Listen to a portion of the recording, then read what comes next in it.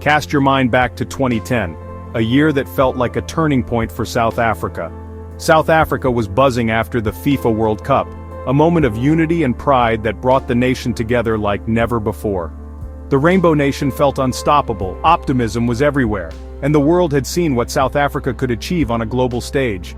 There was hope that this momentum would launch a new era of prosperity and togetherness, a belief that the spirit of the World Cup could transform daily life. But beneath the celebrations, old problems lingered, quietly reminding everyone that the journey was far from over. Inequality hadn't vanished with the final whistle. The gap between rich and poor was still painfully visible, woven into the fabric of daily life. The economy, though seemingly strong, had cracks that were starting to show. Unemployment and poverty persisted, even as new buildings rose. Many were still caught up in the afterglow, believing the good times would last, clinging to the hope that the World Cup's magic would endure. The dream of a united, prosperous nation felt real, but reality was more complicated, and the challenges ahead were daunting. Political stability was supposed to bring growth for all, but the benefits remained uneven, leaving many South Africans feeling left behind. The idea that a rising tide would lift all boats was powerful, but not everyone was lifted, and frustration began to simmer. Soon, optimism collided with harsh realities, global economic headwinds and deep-rooted internal issues that could not be ignored. Transforming an economy scarred by apartheid proved far more difficult than hoped, as the legacy of the past continued to shape the present. Governance problems, hidden by World Cup euphoria, began to surface, exposing corruption and inefficiency that threatened progress. The initial energy faded, replaced by a growing sense that the road ahead would be tough, and that real change would take time and effort. The vibrant colors of the rainbow began to dim around the edges, as South Africa faced the sobering reality of its challenges and the long journey still ahead. After 2010, South Africa's economy slowed dramatically, marking the start of a difficult new chapter for the nation. GDP growth lagged behind population growth, leaving many worse off as opportunities shrank and the cost of living rose. Unemployment soared. By 2024, over 32% were jobless, and youth unemployment exceeded 60%. For young people, the future felt uncertain, with few prospects for stable work. These numbers weren't just statistics, they meant real hardship and frustration. Families struggled to put food on the table, and hope began to fade. Inequality remained among the highest in the world, with the gap between rich and poor widening. The contrast between opulence and poverty was stark and ever-present. State-owned enterprises, once national assets, became symbols of mismanagement and corruption. Scandals and inefficiency plagued these giants, eroding public trust. Eskom, the power utility, went from world-class to crisis-ridden, crippled by debt and poor leadership. Its decline sent shockwaves through the economy. Load shedding, rolling blackouts, became a daily reality, stalling businesses and disrupting lives. Entire neighborhoods would plunge into darkness, sometimes for hours. South Africans learned to live by blackout schedules, but the economic cost was immense. Productivity dropped, and small businesses suffered the most. Businesses struggled, students couldn't study, and daily life became a constant challenge. The sense of frustration grew with each passing blackout. The decline of Eskom was just one example. Other SOEs followed a similar path. South African Airways and Transnet too faced mounting crises. The economy, already under pressure, was dragged down further by these failures. Investor confidence waned, and growth prospects dimmed. Hopes for broad-based prosperity faded as the country's economic engine sputtered. The dream of shared progress seemed to slip further away. The dream of a better life for all seemed increasingly out of reach. Many wondered if things would ever improve. Instead of progress, South Africa faced stagnation and decline. The optimism of earlier years was replaced by anxiety and doubt.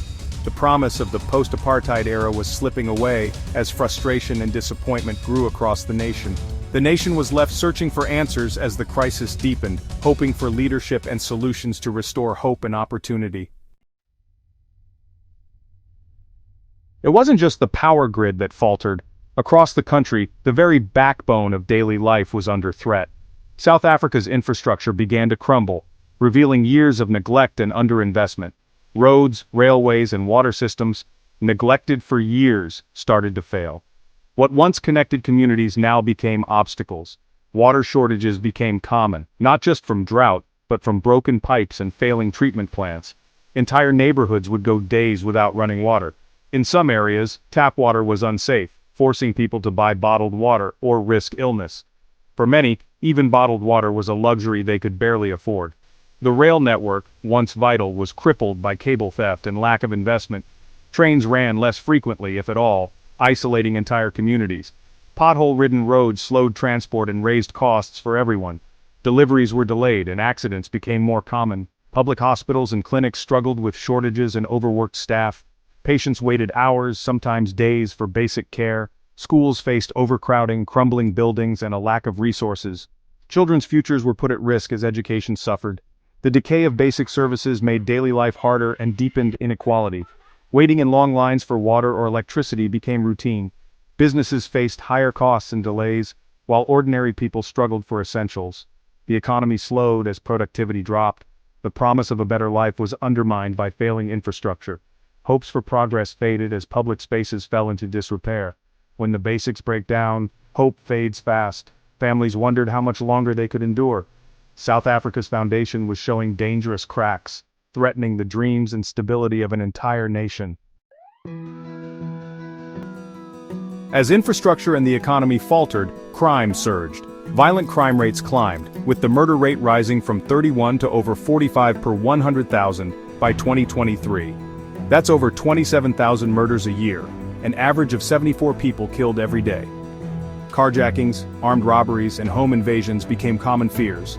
Farm attacks, often brutal, struck at rural communities and food security. The police, under-resourced and plagued by corruption, struggled to respond.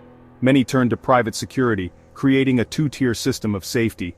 The most vulnerable were left exposed, deepening mistrust in the state. The failure to ensure basic safety became a national crisis. The political scene was anything but stable, marked by ongoing uncertainty. The rise of the economic freedom fighters, led by Julius Malema, brought radical rhetoric and deepened divisions. Controversial slogans and songs stoked racial tensions, especially amid rising violence. The Zuma presidency became synonymous with state capture, billions siphoned off, institutions weakened. Corruption and political infighting crippled governance and service delivery. Land reform debates grew heated, fueling uncertainty and investor anxiety. The result? A nation more divided, with trust in leadership at an all-time low. Political instability only added to South Africa's mounting challenges. Johannesburg, once Africa's economic powerhouse, became a symbol of urban decline. The city's central business district, once vibrant, now features derelict buildings and rampant crime. Basic services collapsed, rubbish piled up, water pipes burst, and traffic lights failed. Green spaces became neglected and unsafe. For the wealthy, this meant higher security costs and daily inconvenience. For the poor, it meant dangerous, unsanitary living conditions. Businesses suffered from unreliable power, water, and public safety. Political instability made things worse. 10 mayors in 5 years left the city rudderless. Corruption flourished as service delivery faltered. The dream of a better life in Johannesburg faded into a struggle for survival. The city's decline mirrored the nation's broader troubles. In 2010, South Africa had over 40,000 commercial farm owners. By 2025, that number has dropped to less than 32,000. This sharp decline has reshaped the country's agricultural landscape, leading to reduced food production, job losses, and increased rural poverty. Johannesburg's story became a warning of what happens when governance fails. Potential was squandered and hope dimmed. The cumulative crises reshaped South Africa's society. Emigration soared, with skilled professionals and families seeking safety and opportunity abroad. Since 2010, over 900,000 South Africans have left the country, an exodus that has accelerated in recent years, especially among the skilled and educated. The country lost vital talent it could not afford to lose. Public frustration grew. Protests over failing services became routine, sometimes turning violent. The social contract between citizens and the state frayed, if not broke. The dream of a rainbow nation faded, replaced by cynicism and anxiety. Deep inequalities persisted, and in some ways, worsened. During this period, President Trump drew international attention to South Africa's challenges, publicly voicing concern over land reform and violence. His administration offered humanitarian aid and encouraged dialogue, while U.S. officials engaged with South African leaders to discuss economic and security cooperation. These efforts brought global focus to South Africa's struggles, though their long-term impact remains debated. By 2025, South Africa stood at a crossroads, its future uncertain. The spirit of its people remained but was sorely tested. The next chapter will be shaped by the hard lessons of these turbulent years.